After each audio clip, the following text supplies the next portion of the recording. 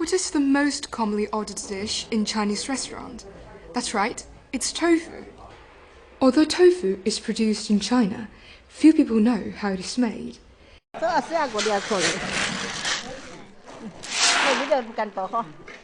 Even in today's highly industrialized world, there are Chinese folks who still practice the traditional ways of making tofu. The raw material needed for making tofu is soybeans. 80% of Chinese soybeans are imported, so the ones you see were probably produced in Brazil or the United States.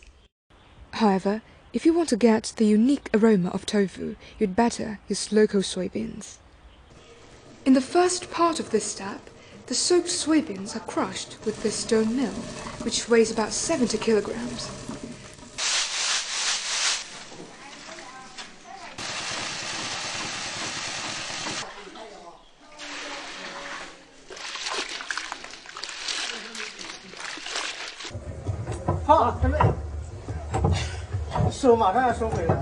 The liquid produced from this process is called soy milk. The fineness of soy milk depends on the speed at which the beans are ground and contributes to the smooth taste of the finished product.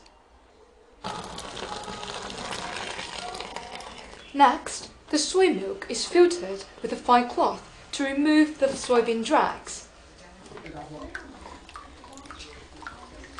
Making tofu the traditional way involves a lot of manual labor and requires a bit of strength.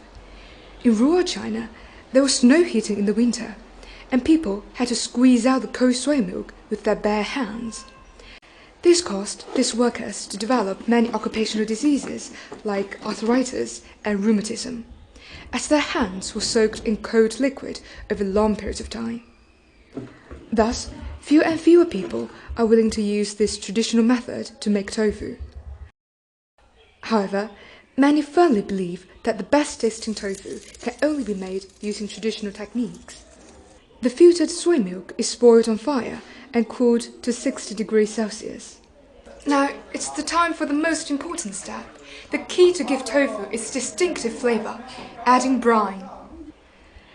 This solution contains minerals extracted from seawater, magnesium chloride and gypsum, which can instantly coagulate proteins. This step is a true test of skill, being the most difficult part of the tofu making process and requiring much experience to complete. A seasoned tofu maker will closely observe how the mixture reacts in the tank. Too much brine, and the tofu will lose its tender taste. Too little brine, and the tofu is unable to form. A tofu chef's skill level depends on their years of experience, so the taste of tofu made by each individual will be slightly different.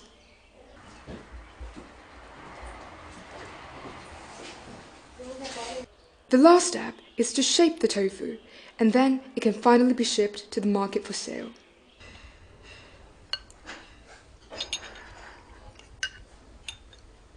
Traditionally made tofu has rich aroma and a very tender mouthfeel. If you want to eat authentic Chinese tofu, you have to come to China.